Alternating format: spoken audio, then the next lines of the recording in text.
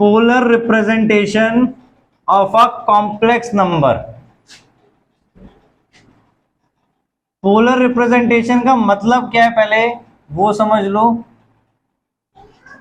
पहली बात, अगर हमारा जो कॉम्प्लेक्स नंबर है उसको हम कार्टेशियन प्लेन पे एक पॉइंट से शो कर सकते हैं, ठीक है। अब पोलर रिप्रेजेंटेशन का मतलब क्या है कि उसका एंगल एक्स एक्सिस के साथ कितना बन रहा है, जैसा कि आपने फिजिक्स में पढ़ा था वेक्टर के लिए, ठीक है। और इसका यहां से डिस्टेंस कितना है, क्लियर। तो ये क्या हो गया उसका, अब इसका अगर हमने परपेंडिकुलर ड्रॉप कर लिया, ये उसका एक्स एक्सिस हो गया और ये उसकी वाई एक्सिस हो गई, क्लियर। वाई एक्सिस का मैग्नीट्यूड। अब आपका जो z होता है वो हमेशा किस फॉर्म में होता है, a प्लस आयोटा बी। अब हमें इसे पोलर फॉर्म में रिप्रेजेंट करना है, तो हम क्या करेंगे, पोलर फॉर्म में हमारी z equals to r cos theta plus iota sine theta. r हमने यहां पे कॉमन ले लिया। अब यहां पे r क्या है, r है आपका modulus of complex number. Modulus के बारे में पहले ही बताया था, क्या होता है मॉडुलस, कैसे निकालते हैं। मॉडुलस का फॉर्मूला होता है r equals to under root a square plus b square, ठीक है। तो इस तरीके से मॉडुलस निकाल सकते हैं। ये जो थीटा है इसको हम क्या बोलते हैं, आर्ग्यूमेंट, क्लियर।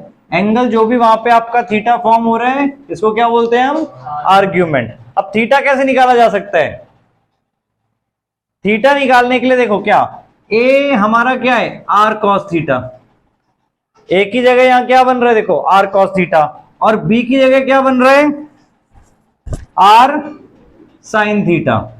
यहां तक क्लियर है। तो अगर हमें थीटा निकालना है तो इस बेसिस पर कंपेयर करके हमें थीटा निकालना पड़ेगा, ठीक है। चैप्टर 3 ट्रिग्नोमेट्री में सब पढ़ चुके हो क्या, आफ्टर स्कूल टू कॉलेज, ठीक है। तो अब यहाँ पे a की वैल्यू पॉजिटिव नेगेटिव भी हो सकती है, कुछ भी a और b की वैल्यूज, ठीक है। तो उसके बेसिस पे हमें क्वाड्रेंट चूज करना पड़ेगा कि थीटा किस क्वाड्रेंट में आ रहा है। अभी तो मैंने just for example first quadrant में दिखाया है, आपका पोल यहां पर भी हो सकता था, यहां पर भी हो सकता था, पॉइंट यहां पर भी हो सकता था, किसी भी क्वाड्रेंट में हो सकता है। तो उसके अकॉर्डिंग हमें थीटा लेना पड़ेगा।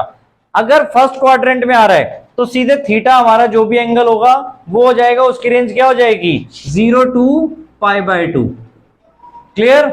सेकंड क्वाड्रेंट में आएगा तो उसकी रेंज क्या होगी π/2 टू पाई। अब सपोज वो फोर्थ क्वाड्रेंट में आ रहा है तो फोर्थ क्वाड्रेंट में हम पूरा जाने की बजाय उसे ऐसे रिप्रेजेंट कर देंगे माइनस थीटा, ठीक है। और अगर थर्ड क्वाड्रेंट में आ रहा है तो यहां से आने की बजाय हम यहां से आ सकते हैं, तो यहां पर हम क्या लिखेंगे माइनस पाई प्लस थीटा, ठीक है। क्योंकि हम ये थीटा बोल रहे हैं, देखो यहां से माइनस पाई, ये पूरा पाई है आपका, तो माइनस पाई प्लस थीटा, फिर इस तरफ चल रहे हैं, ठीक है। एक अभी सारे एग्जांपल से आपको क्लियर हो जाएंगे।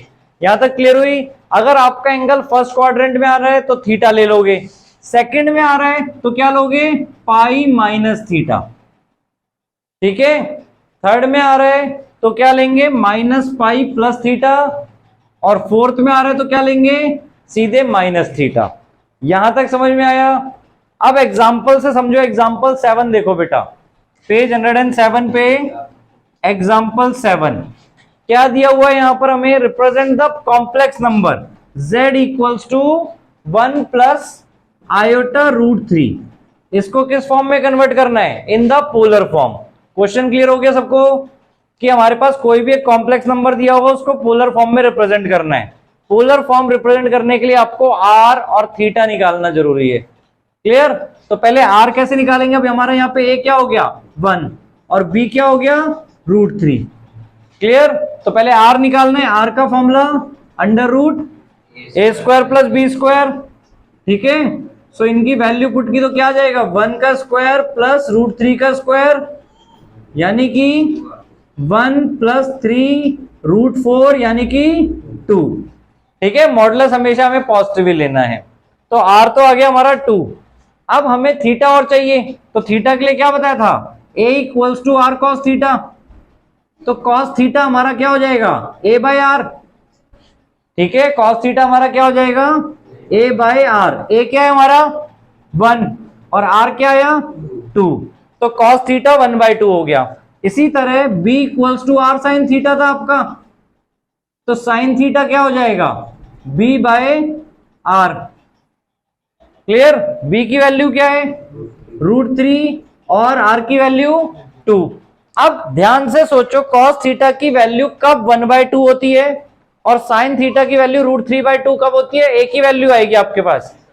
और एक चीज और ध्यान से देखो, दोनों क्या है, पॉजिटिव है। अब ये चारों क्वाड्रेंट ध्यान से समझो, देखो पहले क्वाड्रेंट में सारे ही पॉजिटिव होते हैं, आपको पता है। सॉरी, यहाँ पे आफ्टर स्कूल टू कॉलेज पहले में सारे आपके पॉजिटिव होते हैं, तो साइन और कॉस भी पॉजिटिव होंगे। अभी सिर्फ साइन कॉस की बात कर रहा हूं मैं। सेकेंड क्वाड्रेंट में एस मतलब साइन पॉजिटिव होगा, कॉस क्या होगा, तो यानी साइन पॉजिटिव होगा और कॉस नेगेटिव होगा। तीसरे में दोनों ही नेगेटिव होंगे, साइन और कॉस। और चौथे में कॉस पॉजिटिव होगा और साइन नेगेटिव होगा, यानी माइनस प्लस। क्लियर? तो अब यहां पर अगर आपकी ये दोनों वैल्यू पॉजिटिव आ रही है, तो आपका थीटा किससे बिलोंग करेगा, फर्स्ट क्वाड्रेंट से। क्लियर? फर्स्ट क्वाड्रेंट में मैंने क्या बोला था, सीधे आपको थीटा यूज करना है। तो थीटा हमारा क्या हो जाएगा, कॉस की वैल्यू 1/2 कब होती है, 60 पे। तो थीटा हमारा क्या हो गया, 60 डिग्री या π/3, अगर रेडियंस में बोल रहे हो आप तो। क्लियर? थीटा रेडियंस में हमारा कितना हो गया, π/3। अब इस आंसर को प्रॉपरली कैसे लिखना है, देखो पोलर फॉर्म में। z इक्वल्स टू r हमारा कितना था, 2, r हमारा 2 निकला था, bracket cos theta plus iota sine theta. तो कॉस थीटा कितना निकला हमारा, π/3 प्लस आयोटा साइन π/3। तो ये हो गया इस क्वेश्चन का आंसर पोलर फॉर्म में। ठीक है, क्लियर हुआ? तो हमें सिर्फ दो चीज निकालनी है। पहला r कैसे निकालना है, √a² + b² करके, और दूसरा हमें थीटा फाइंड करना है। कैसे, कॉस थीटा साइन थीटा दोनों की वैल्यू पहले निकाल लो। अकॉर्डिंगली साइन देखो, या तो दोनों पॉजिटिव होंगे, या कोई एक नेगेटिव होगा, या दोनों नेगेटिव होंगे। ये कंडीशन बन सकती है हमारे पास, उसके अकॉर्डिंग हमारे क्वाड्रेंट डिसाइड होंगे। क्लियर? चारों के लिए मैंने कंडीशन आपको बता दी है। ठीक है, अगर पहले में है तो सीधे थीटा यूज किया जाएगा, दूसरे में तो पाई माइनस थीटा। मतलब सपोज आपने यहाँ पे π/3 निकाल लिया थीटा, तो क्या लिखते हैं, अगर सेकंड में आता तो पाई माइनस π/3, थर्ड में आता तो -π + थीटा लिखते, यानी -π + π/3 लिखते, और फोर्थ में आता तो सीधे -θ लिखते। क्लियर?